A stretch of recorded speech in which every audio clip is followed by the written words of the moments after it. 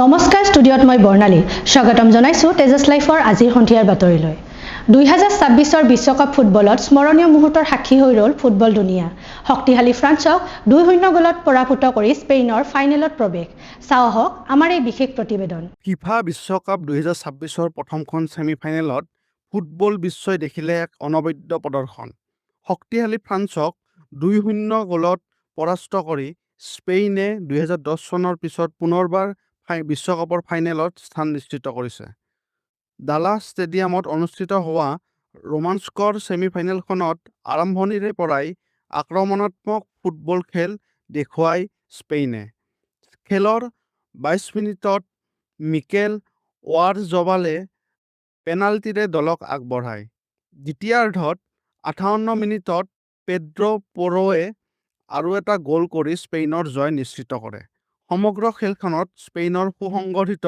ৰক্ষণভাগে Kylian Mbappe নেতৃত্বাধীন ফ্ৰান্সৰ আক্ৰমণ সম্পূৰ্ণ নিয়ন্ত্ৰণত ৰাখে এই জয়ৰ ফলত 2010 চনৰ পিছত প্ৰথমবাৰৰ বাবে বিশ্বকাপৰ ফাইনেলত উঠিল স্পেইন একেৰাহে 37খন মেটছত অপৰাজিত থকা স্পেইনে এতিয়া বিশ্বকাপ জয়ৰ লক্ষ্যৰে ফাইনেলত নামিব স্পেইনৰ এই দৃষ্টিনন্দন প্ৰদৰ্শনে ফুটবল বিশ্বলৈ স্পষ্টভাৱে প্ৰেৰণ কৰিছে যুৱশক্তি সুসংগঠিত দলীয় খেল আৰু শক্তিশালী ৰক্ষণভাগৰ জৰিয়তে তেওঁলোক এতিয়া বিশ্বকাপ জয়ৰ অন্যতম প্ৰবল দাবীদাৰ এতিয়া সকলোৰে দৃষ্টি মহা ফাইনেললৈ বিশ্ব চেম্পিয়নৰ মুকুট কোনে পিন্ধিব তাৰ উত্তৰ পোৱা যাব ফাইনেলৰ মঞ্চত news desk report Tejas live ৰাজ্য বাজেটত কোনবোৰ বিষয় অগ্ৰাধিকাৰ তালিকাত থকাটো উচিত আছিল ৰাজ্যৰ দলত দিছিল ভৱিষ্যত অসমৰ পৰিকল্পনা বিধানসভা চৌহদত ভৱিষ্যত অসমৰ আৰ্হি দেখুৱালে অখিল গগৈয়ে এই সন্দৰ্ভত আমাৰ হাতত অখিল গগৈৰ মন্তব্য আছে চাও আহক সেই বিষয়ে সবিশেষ আপোনালোক সকলোকে সংবাদকৰ্মীসকলক নমস্কাৰ জনাই আমাৰ আজিৰ যি সংবাদমেল সেই সংবাদমেল আৰম্ভ কৰিব খুজিছোঁ আজি আমি আপোনালোকক অসমখনৰ বাজেটখন আচলতে কেনেকুৱা হ'ব লাগে এনে বাজেটখনক সমালোচনা কৰি আছো কিন্তু সকলোৱে সমালোচনা কৰে কিন্তু গঠনমূলকভাৱে কনষ্ট্ৰাকটিভ যে একচুয়ালি বাজেটখন কেনেকুৱা হলে অসমৰ প্ৰত্যেকজন মানুহে ধনী হ'ব পাৰিব অসমৰ প্ৰতিখন গাঁও প্ৰতিখন চাহ বাগানৰ লাইন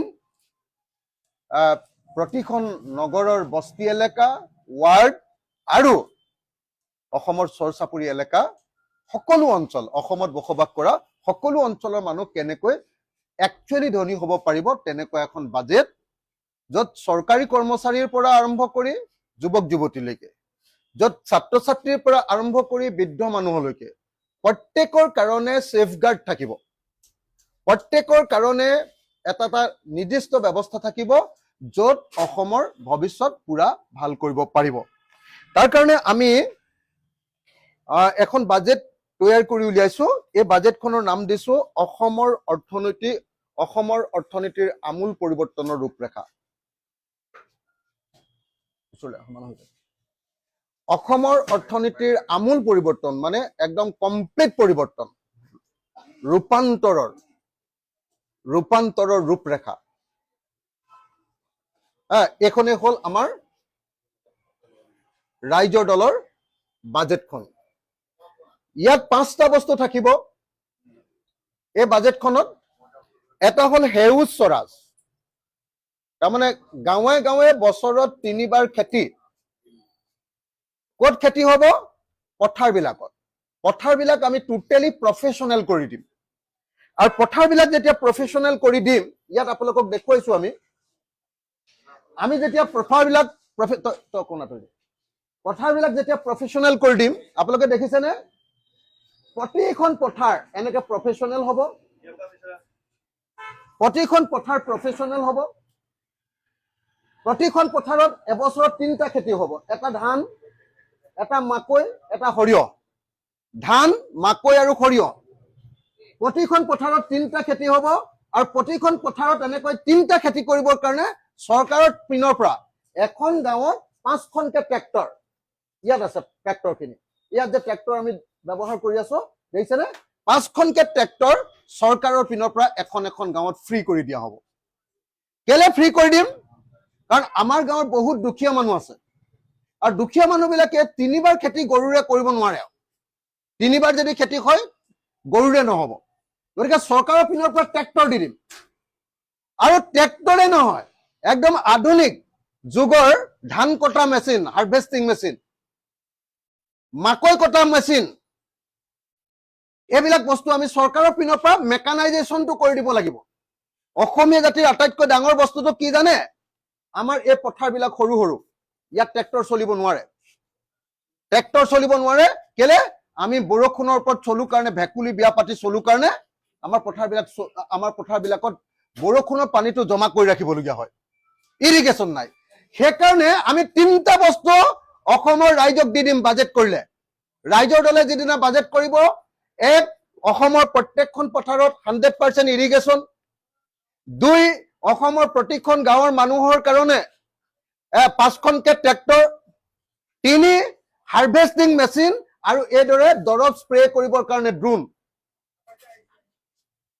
দৰৱ আৰু সাৰ স্প্ৰে কৰিবৰ কাৰণে ড্ৰোন এনেকুৱা ধৰণৰ অসম এখন আমি বনাম এটোক মেকানাইজেশ্যন কৰা বুলি কয় তো তেতিয়াহ'লে 2টা বস্তু মই ক'লো 1 নম্বৰ 100% ইৰিগেশ্যন এটো চৰকাৰৰ পিনৰ পৰা কৰিম 100% মেকানাইজেশ্যন অৰ্থাৎ ট্ৰেক্টৰ ড্ৰোন আৰু হাৰ্ভেষ্টিং মেচিন সোনকালে কাটি মেলি সোনকালে বজাৰলৈ পঠিয়াব পৰা মেচিন নহলে আমাৰ গৰুৰে যিটো আমি কৰি থাকো সেইটো কৰিলে মানে আমাৰ 3টা খেতি নহবগে 3টা খেতি প্ৰধান খেতি কি কৰিম ধান সৰিয়হ আৰু মাকৈ এই 3টা খেতি কৰিম অকল কিন্তু এটা কথা মনত ৰাখিব দেই আমি অকল দ খেতিৰ ওপৰত নিৰ্ভৰ নকৰো লগতে বাম খেতিটো কি পৰম্পৰাগত বাৰী আমাৰ সবৰ ঘৰতে বাৰী আছে নে নাই আমি ইয়াত 3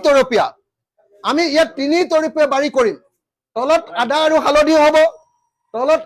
হালধি হ'ব ওপৰত নেমু আৰু কলগছ হ'ব আৰু তাৰ ওপৰত তামোল গছ আৰু পাণ গছ হ'ব 3 তৰপীয়া বাৰী এনেকে 3 তৰপীয়া বাৰী কৰি কি হয় ঘৰৰ মানুহবিলাক চলিব পৰা অৰ্থাৎ তেল টেঙা যিবিলাক বস্তু লাগে ঘৰৰ ল'ৰা ছোৱালীবিলাকৰ স্কুললৈ যোৱাৰ কাৰণে কিতাপ পত্ৰ যিখিনি লাগে তাক কিনিব পৰাৰ ব্যৱস্থা অকল বাৰীখনৰ ওপৰতে কৰি দিম অকল বাৰীখনৰ টকাৰে পৰিয়ালটো চলি যাব গতিকে আমাৰ এই যিটো ভূমি সংস্কাৰ আমাৰ যিটো খেতিৰ মূল কম্পোনেন্ট 2টা এটা হ'ল দ খেতি অৰ্থাৎ বছৰত 3বাৰ খেতি প্ৰফেশনেল পথাৰ আৰু 2 নম্বৰ হ'ল এই স্বাৱলম্বী বাৰী এই 2টা হ'ল আমাৰ খেতিৰ ভিতৰত মেইন বস্তু আমি 3 নম্বৰ বস্তু কি কৰিছো জানেনে যে এই স্বাৱলম্বী বাৰীখনৰ পৰা যিবিলাক বস্তু উৎপাদন হ'ব সেইবিলাক বিক্ৰীবৰ কাৰণে প্ৰত্যেকখন গাঁৱতে সৰু সৰু বজাৰ থাকিব এইবিলাক সব বিক্ৰী কৰিবলৈ আহিছে মানুহে নিজৰ গাঁৱতে এখন বজাৰ থাকিব সৰু সৰু অকমান দেখিছেনে আৰু গাঁওখনত আৰু এটা বিৰাট ডাঙৰ কাম কৰিম য'ত মথাউৰি আছে আপোনালোকে চাব দেই এইটো মথাউৰিৰ পাৰে পাৰে ভীমকল গছ ৰুই দিম সব ভীমকল গছ ৰুই দিলে কি হ'ব এই শিপাই মথাউৰিটো শক্তিশালী কৰিব আৰু এই ভীমকলৰ পৰা তাৰ পাছত আমাৰ যিটো গ্ৰাম স্বৰাজ হ'ব প্ৰতিখন গাঁৱত এটা বেবি ফুডৰ ইণ্ডাষ্ট্ৰি বহুৱাম ভীমকলৰ পৰা আমি ভীমকল খাই ডাঙৰ হৈছে অসমীয়া জাতিয়ে কিন্তু অসমত এতিয়ালৈকে কোনো লিডাৰ জন্ম হোৱা নাই যি বেবি ফুড খাই অসমীয়া জাতি ডাঙৰ হৈছো সেই বেবি ফুডৰ জৰিয়তে পৃথিৱীৰ বজাৰ দখল কৰাৰ সপোন দেখা কোনো লিডাৰ জন্ম হোৱা নাই আমি প্ৰথমবাৰৰ কাৰণে কৈছো যে অসমৰ যি ভীমকল এই ভীমকলৰ পৰা আমি কি কৰিম বেবি ফুডৰ ইণ্ডাষ্ট্ৰি বনাম কল প্ৰক্ৰিয়াকৰণ কেন্দ্ৰ আৰু বেবি ফুডৰ ইণ্ডাষ্ট্ৰি বনাম আৰু কলগছজোপাৰ পৰা আপুনি কি বনাম চাওক আপোনালোকে কলগছজোপাৰ পৰা আঁহ উলিয়াই ইয়াৰ পৰা সূতা বনাম কলগছজোপাৰ পৰা সূতা বনাম কলৰ পৰা শিশু খাদ্য বানানা বেবি ফুড দেখিছেনে এইটো প্ৰক্ৰিয়াকৰণ এইটো বেবি ফুড বনালো এইটো কলৰ গছজোপাৰ পৰা সূতা বনালো কলৰ পাতখনৰ পৰা প্লেট বনালো 5-star হোটেলৰ কাৰণে প্লেট বনাম কলৰ পাতখনৰ পৰা মধুনাটোৰ পৰা ডায়াবেটিছ ৰোগীৰ কাৰণে আমি খাদ্য বনাম কলৰ মধুনাটোৰ পৰা আৰু হাতী মানুহ আৰু হাতী বান্দৰৰ সমস্যাটো সমাধান কৰিবৰ কাৰণে কি কৰিম? অসমত গাঁৱত যিমান পাহাৰ আৰু খালী ঠাই আছে, অসমৰ গাঁৱত যিমান পাহাৰ আৰু খালী ঠাই আছে, দেখিছেনে? তাত চবতে লাখ লাখ কঁঠাল আৰু ফল মূলৰ গছ লগাই দিম। যেতিয়া কল থাকিব, কঁঠাল থাকিব আৰু ফল মূলৰ গছ থাকিব, কোনো হাতীয়ে আহি গাঁৱত কাকো ডিষ্টাৰ্ব নকৰে। কোনো হাতীয়ে আহি, কোনো বান্দৰে আহি গাঁৱত কাৰো খেতি ডিষ্টাৰ্ব নকৰে। গতিকে হাতী মানুহৰ সংঘাত আৰু বান্দৰ মানুহৰ সংঘাত এইটো দূৰ কৰিবৰ কাৰণে আমাৰ ইয়াত ব্যৱস্থা থাকিব। আটাইতকৈ ইণ্টাৰেষ্টিং কথা কি কৰিম জানেনে?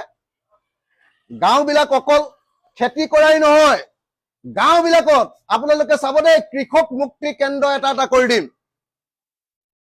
কৃষক মুক্তি কেন্দ্ৰ। কৃষক মুক্তি কেন্দ্ৰটোত পৰীক্ষাগাৰ থাকিব, মাটিৰ গুণাগুণ কেনেকুৱা, সেই অনুসৰি ইয়াতে ড্ৰোনেৰে দৰৱ দিব, সাৰ দিব, কিমান দিব লাগে। এই পৰীক্ষাগাৰটো প্ৰথমতে মাটিটো টেষ্ট কৰি ল'ম। তাৰ পাছত ডাঙৰ মান্দি বজাৰ, ইণ্টাৰনেশ্যনেল বজাৰ বহাই দিম। আমেৰিকাত বহি থাকি এই বজাৰখনৰ পৰা কিনিব পাৰিব। তাৰ কাৰণে এইটো আপোনালোকে চাওক, একদম QR কোডযুক্ত ডিজিটেল ট্ৰেচেবিলিটি দি দিম। QR কোডযুক্ত ডিজিটেল ট্ৰেচেবিলিটি মানে বজাৰৰ কোনটো বস্তু ভাল বেয়া কিমান দাম সব বস্তু আমেৰিকাত বহি তাৰ পৰা ইণ্টাৰনেটত ইয়াতে আমাৰ বস্তু কিনি থাকিব পাৰিব। এইটো হ'ব মান্দি। আৰু তাৰ কাষত কোল্ড ষ্টৰেজ দি দিম। কেলে কোল্ড ষ্টৰেজ জানেনে? ধৰক বিলাহী আমাৰ গাঁৱৰ মানুহে বহুত উৎপাদন কৰিলে, দাম কম, 3 টকা হৈছে, আমি বিলাহী বিক্ৰী নকৰি ইয়াত ৰাখি দিম। যেতিয়া বেংগলোৰত বিলাহী 120 টকা হৈ গ'ল, তেতিয়া আমি 80 টকা দামত বিলাহীটো উলিয়াই দিম। আৰু যদি সেইবাৰ দাম নাবাঢ়িলে তেতিয়াহ'লে কি কৰিম? বিলাহীটোৰ পৰা ইয়াত চচ তৈয়াৰ কৰিম, চচ তৈয়াৰ কৰা ইণ্ডাষ্ট্ৰি কৰিম। এইটোৰ নাম দিছো গ্ৰাম স্বৰাজ। গতিকে আমাৰ প্ৰথম বস্তুটোৰ নাম হ'ল সেউজ স্বৰাজ। সেউজ স্বৰাজত খেতি, সেউজ স্বৰাজত আপোনাৰ পৰীক্ষাগাৰ, সেউজ স্বৰাজত আপোনাৰ কৃষক মুক্তি কেন্দ্ৰ, বজাৰ বা মান্দি, কোল্ড ষ্টৰেজ এইবিলাক চব থাকিব। ইয়াতে ভালকে ট্ৰেক্টৰেৰে খেতি থাকিব, সৰু গাঁৱলীয়া বজাৰ এখনো থাকিব, বাৰী থাকিব। ইয়াতে বান্দৰ আৰু হাতীৰ পৰা উৎপাতৰ পৰা ৰক্ষা পাবৰ কাৰণে এনেকুৱা ধৰণে গছ ৰোৱা হ'ব, ফল মূলৰ গছ ৰোৱা। ৰাজ্যজুৰি অবৈধ কাঠফলা মিলৰ বিৰুদ্ধে বন বিভাগৰ ধাৰাবাহিক অভিযান। বজালীৰ মৈৰামভিটাত উৎখাত অবৈধ কাঠফলা মিল। মৈৰামভিটা পহুমাৰা নৈৰ পাৰৰ গভীৰ অৰণ্যৰ মাজৰ পৰা দীৰ্ঘদিন চলি আহিছিল কাঠৰ অবৈধ ব্যৱসায়। জব্দ কৰা হ'ল বহু মেট্ৰিক টন কাঠৰ লগতে জেনেৰেটৰকে ধৰি বিভিন্ন সঁজুলি। চাওঁ আহক বজালীৰ পৰা আমাৰ ষ্টাফ ৰিপৰ্টাৰ প্ৰাঞ্জল দাসে পঠিওৱা এই প্ৰতিবেদন।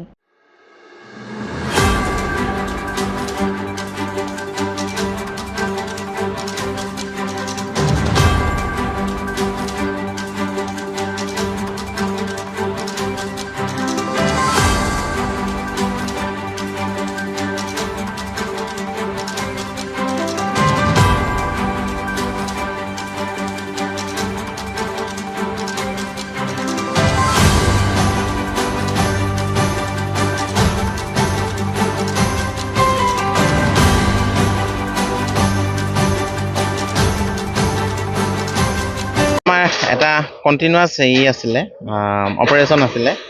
মাৰ্চ মাহৰ পৰা কণ্টিনিউৱাছ এটা আমি অপাৰেশ্যন কৰি আছোঁ। এতিয়ালৈকে আমি 20+ মিল চিজ কৰিবলৈ মানে ইলিগেল বেঞ্চৰ মিল চিজ কৰিবলৈ সক্ষম হৈছোঁ। তাৰে ভিতৰত এইও এটা আজি আমি পাঠশালা এৰিয়াৰ পৰা এইটো চিজ কৰিছোঁ। মোৰ ক'বলগীয়া ইমানেই। বহুত ডাঙৰ মিল। বহুত ডাঙৰ এইটো। মই নামটো নাজানো, কিন্তু ইয়াতে আমি কমপ্লেইন পাইছোঁ আমাৰ বিট অফিচাৰৰ পৰা যে এটা মিল 4-5 দিনমান হৈছে ছেট আপ কৰা। গতিকে সেই মৰ্মে আহিছোঁ আৰু। এটা বৃহৎ সফলতা বুলি ক'ব লাগিব বন বিভাগৰ, কাৰণ ইমান ঘনৰণ্যৰ মাজত এটা কৰিছে।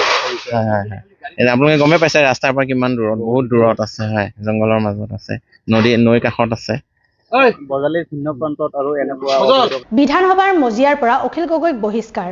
মুখত কলা কাপোৰ পিন্ধি বিধানসভাৰ পৰা প্ৰতিবাদ কৰি ওলাই আহিল অখিল গগৈ। বহিষ্কাৰৰ পাছতেই অখিল গগৈৰ সংবাদ মাধ্যমৰ আগত প্ৰতিক্ৰিয়া। চাওঁ আহক অখিল গগৈয়ে এই সম্পৰ্কত আগবঢ়োৱা মন্তব্য। আজি বিধানসভাৰ পৰা খেদা খাইছোঁ আৰু খেদা খাই এনেকৈ ক'লা মাৰফলা বান্ধি প্ৰটেষ্ট কৰি বিধানসভাৰ পৰা ওলাই আহিছোঁ। কাৰণ অসমৰ মুখ্যমন্ত্ৰীয়ে অসম বাজেট 2026-27 বিষয়ে যি আলোচনা কৰি আছে, সেই আলোচনাত বহুত মিছা কথা কৈ আছে।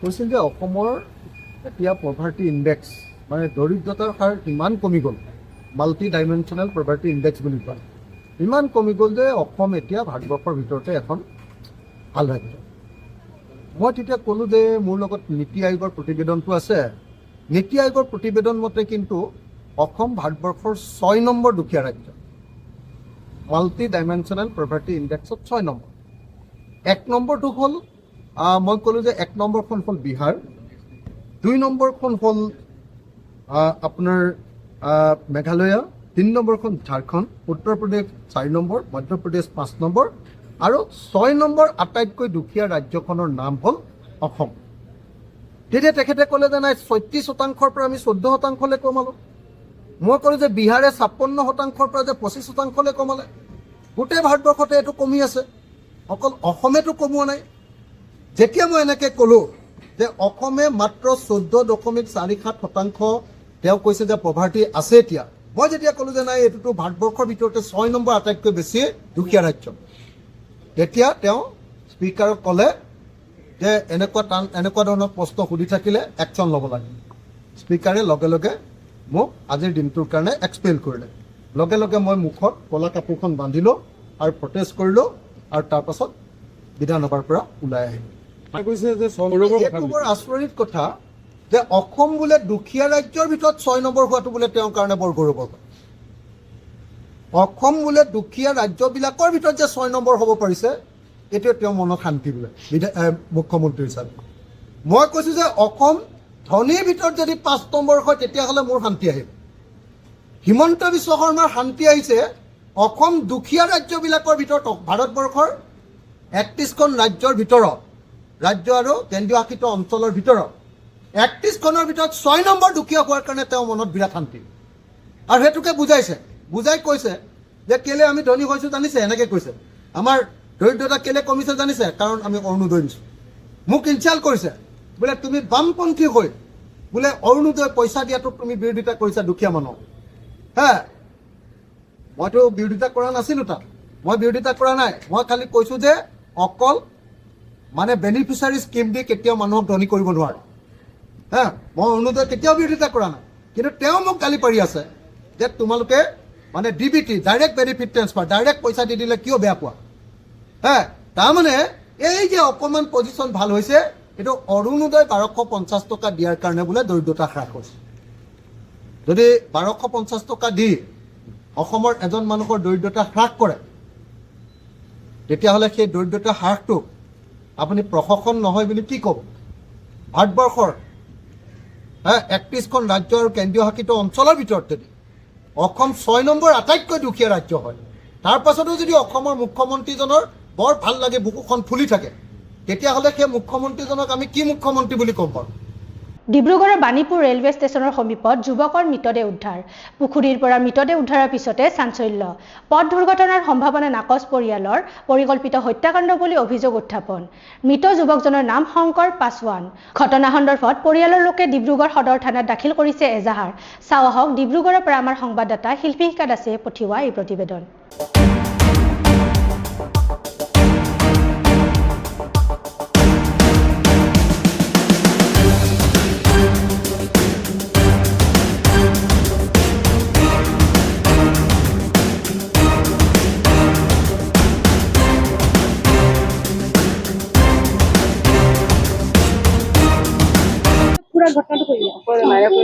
আমাৰ শংকৰ পাছৱান মোৰ দাদাই হয় কাজিন লাগিব ৰাতি মানে তেওঁ আহিছিলে 10টা বজাত ঘৰত আহিছিলে তাৰপিছতে মাকে কোৱা মতে 1টা বজাত কোনোবাই ফোন মাৰিছিলে ফোন মৰাৰ পাছত তেওঁ মানে ওলাই গ'ল মাকে সোধাৰ পিছত ক'লে যাওঁ বেটা আহিছোঁ ৰবা বুলি ক'লে তাৰপিছতে মাকে আকৌ ফোন মাৰোতে ফোনটো চুইচ অফ তাৰপৰা মৰ্ণিঙত আকৌ ট্ৰাই কৰিলে ফোনটো চুইচ অফ তাৰপিছতে থানাৰ পৰাহে মানে চাৰ্গেজন গ'ল ফটোটো দেখালে তাৰপিছত আমি মানে বডিটো চালোঁ মানে এনেকুৱা হৈছে বুলি বাণীপুৰ আপোনাৰ ৰেলৱে ষ্টেচনৰ ওচৰত মানে আছে বাইকটো লগতে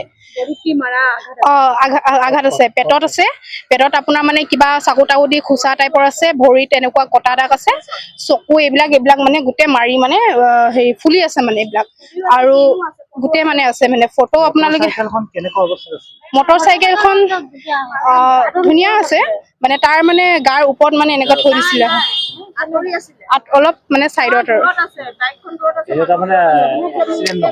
এক্সিডেণ্ট এইটো মানে কোনো পধ্যে হ'ব নোৱাৰে এক্সিডেণ্ট যদি হোৱা হ'লে মানে মানুহজন অলপ ভৰি হাত ভাঙিলে হয় বা বাইকখন কিবা আঘাত হ'লে হয় বা ক'ৰবাত খুন্দিয়ালে কিবা এটা আঘাত হ'লে হয়, কিন্তু সেইটো এক্সিডেণ্ট হ'ব নোৱাৰে, এইটো মাৰ্ডাৰ হয়। সেইটো এতিয়া মোৰ মতেতো এনেকে ক'ব নোৱাৰো, কাৰণ ল'ৰাজন বহুত ভাল আছিলে, নিজে ইনকাম কৰে, মানে বহি নাথাকে, যিকোনো সকলো কাম নিজে কৰিছিলে, ঘৰখন তেওঁৱে চলাইছিলে। দুশ্মনীটো সেনেকুৱা নাই, কাজিয়া মানে আজিলৈকে তাইক দেখাও নাই শুনাও নাই। ঘৰত মাক বুঢ়ী আইতাক আছে, মানে সিয়ে চব কৰিছিলে এইবিলাক। এতিয়া দুশ্মনীৰ কথা আপোনালোকে ক'ব পাৰে যদি কৈ দিয়ক আৰু কাৰোবাৰ কিবা। মোৰ মানে ল'ৰাটো আজি মাৰ্ডাৰ কৰিলে, সেইকাৰণে ল'ৰাটোক মই সেইকাৰণে থানাত FIR দিবলৈ আহিছিলোঁ। মাৰ্ডাৰ কৰিছিলে ল'ৰাটোক। মই টিভি চেণ্টাৰত থাকোঁ। থানাৰ পৰা পুলিচ গ'ল, তেতিয়াহে মই গম পালোঁ। বডি হেৰি মেডিকেলত হেৰি ক'ত আছে? পানীত পালোঁ, পানীত। মাৰ্চেল বৰুৱাৰ হাতৰ পৰশত পুনৰ জুবিন গাৰ্গৰ প্ৰতিচ্ছবি। শিৱসাগৰত প্ৰাণ পাই উঠিল প্ৰাণৰ শিল্পী জুবিন গাৰ্গৰ প্ৰতিচ্ছবি। এই সন্দৰ্ভত চিত্ৰশিল্পী মাৰ্চেল বৰুৱাৰ মন্তব্য। চাওঁ আহক শিৱসাগৰৰ পৰা আমাৰ সংবাদদাতা অৰ্পণা ভঁৰালীয়ে পঠিওৱা এই প্ৰতিবেদন।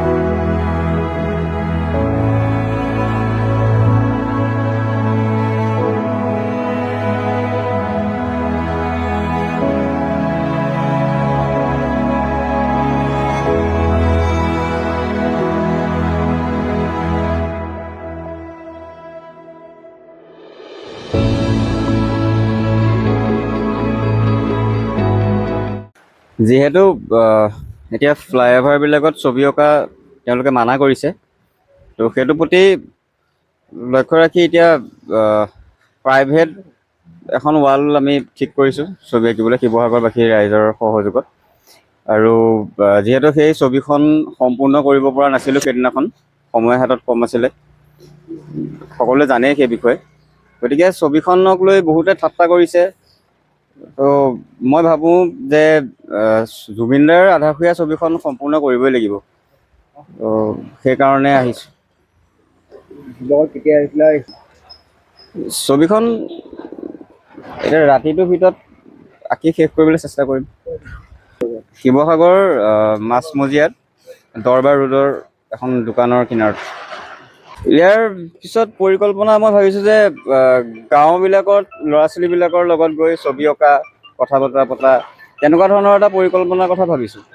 আৰু সকলোৱে যদি সহযোগ কৰে, অসমৰ বিভিন্ন জেগাত, বিভিন্ন ঠাই, বিভিন্ন গাঁৱত গৈ ল'ৰা ছোৱালীবিলাকৰ সৈতে একেলগে ছবি অঁকা, কথা পতা, এনেধৰণৰ এটা কৰিম বুলি ভাবিছোঁ। ছবিক লৈ অলপ সজাগতা যিমান পাৰোঁ। নাট আখৰাৰ শুভ মুহূৰ্তত প্ৰাণৰ শিল্পী জুবিন গাৰ্গলৈ কোহিনুৰ থিয়েটাৰৰ ব্যতিক্ৰমী শ্ৰদ্ধাঞ্জলি। চিত্ৰশিল্পী প্ৰণৱ কলিতা আৰু কিশোৰ মালাকৰে মঙলবাৰে নিশালৈকে ৰং তুলিকাৰে আঁকিলে জুবিন গাৰ্গৰ প্ৰতিচ্ছবি। প্ৰায় 10 ফুট দৈৰ্ঘ্যৰ বিশাল প্ৰতিচ্ছবি অংকন কৰি জুবিন গাৰ্গৰ শিল্পী সত্তাক সন্মান জনালে কোহিনুৰ থিয়েটাৰে। আখৰা গৃহৰ লগতে আজি উন্মোচন কৰা হ'ল প্ৰতিচ্ছবিখন। চাওঁ আহক বজালিৰ পৰা আমাৰ কণ্টেণ্ট এডিটৰ সঞ্জীৱ দাসৰ প্ৰতিবেদন।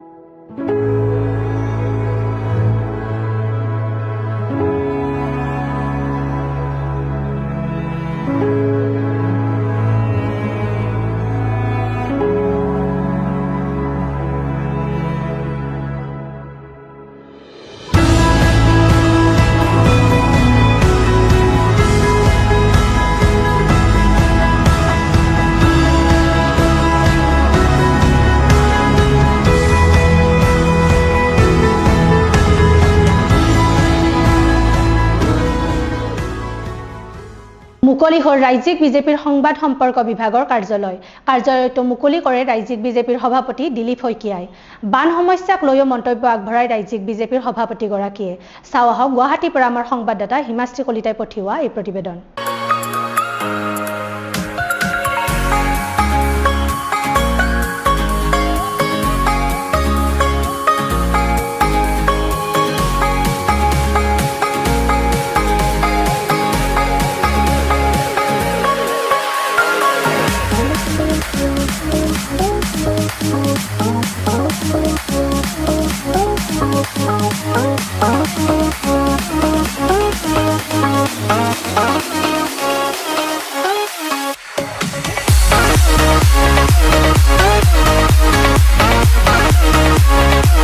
ভাৰতীয় জনতা পাৰ্টীৰ আমাৰ বিশেষভাৱে সংবাদ মাধ্যমৰ লগত সম্পৰ্ক আৰু সংবাদ মাধ্যমৰ জৰিয়তে দলৰ তথা বিভিন্ন আমাৰ চৰকাৰৰ কাৰ্যসূচীসমূহ আগবঢ়াই লৈ যোৱাৰ বাবে আমাৰ দুটা বিভাগ আছে।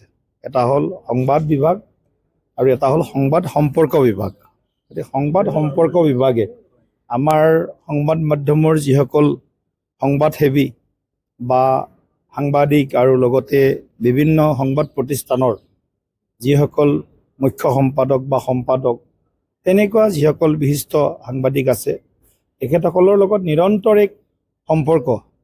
আৰু যিহেতু আমাৰ দলটো 24 ঘণ্টাৰ 24 ঘণ্টাই সক্ৰিয় আৰু এক জীৱন্ত ৰাজনৈতিক সংগঠন, গতিকে নিতৌ বা মুহূৰ্তে মুহূৰ্তে আমাৰ খবৰ থাকে, আমাৰ গতিবিধি থাকে।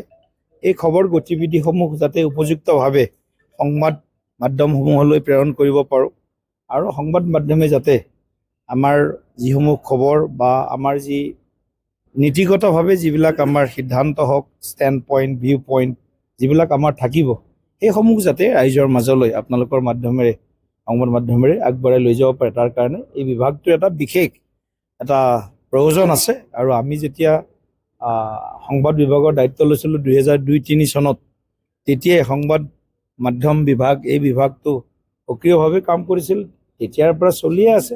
গতিকে এটা দায়িত্ব অকণমান বিভাজন কৰি দিয়া হৈছে, সংবাদ মাধ্যম বিভাগ আৰু সংবাদ সম্পৰ্ক বিভাগ। বিশেষকৈ আপোনালোকৰ লগত প্ৰত্যক্ষভাৱে সংবাদ সম্পৰ্ক বিভাগে পূৰা সম্পৰ্ক ৰাখিব, আপোনালোকৰ লগত কথা বতৰা পাতিব, আপোনালোকক খবৰ যি থাকে পাৰ্টিৰ যিখিনি দিব পাৰি সেইখিনি খবৰ আপোনালোকলৈ নিয়মিতভাৱে দিয়াৰ ব্যৱস্থা কৰিব। গতিকে সংবাদ সম্পৰ্ক বিভাগৰ আজিৰ এটা ৰাজ্যিকৰ তেওঁলোকৰ এটা কথা এটা বিশেষভাৱে ওপৰত আছিলে, আজিৰ পৰা এইটো কথা আজি আমি বিশেষভাৱে আপোনালোকৰ কাৰণে আৰু আমাৰ বিভাগৰ কাৰণে আজি আমি আনুষ্ঠানিকভাৱে মুকলি কৰিলোঁ। গতিকে মই আপোনালোকক ধন্যবাদ জ্ঞাপন কৰিছোঁ। হৈছে এইটো আজিৰ সমস্যা নহয়, দীৰ্ঘদিনীয়া সমস্যা এটা সমাধানৰ প্ৰয়াস চলি আছে।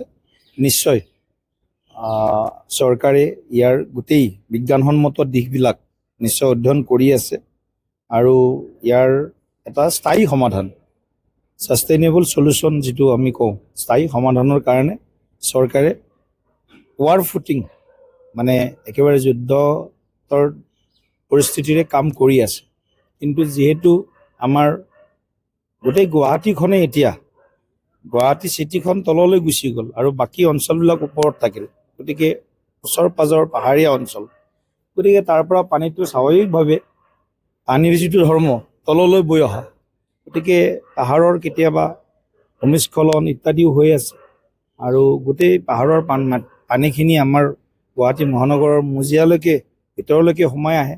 এইটো এটা ডাঙৰ সমস্যা আমাৰ কাৰণে। এইটো সমাধানৰ কাৰণে নিশ্চয় এটা ভাল পৰিকল্পনা, মাষ্টাৰ প্লেন আজি আমাৰ গুৱাহাটী ডেভেলপমেণ্ট ডিপাৰ্টমেণ্ট বা অসম চৰকাৰে গোটেই কথাখিনি আমাৰ গুৰুত্ব সহকাৰে লৈছে। এনেকুৱা নহয় যে ৰাইজৰ বিলাই বিপত্তি হ'লে চৰকাৰে ক'ৰবাত কেতিয়াবা কোনো ধৰণৰ তাৰ একশ্যন নল'ব। একশ্যন লোৱাৰ কাৰণে বা সমস্যা সমাধানৰ কাৰণে চেষ্টা চলি আছে। নিশ্চিতভাৱে আমি ইয়াৰ এটা স্থায়ী সমাধানৰ সূত্ৰ উলিয়াবৰ কাৰণে সক্ষম হ'ম আৰু অসম চৰকাৰ খুব গম্ভীৰভাৱে এই বিষয়টোলৈ কাম কৰি আছে।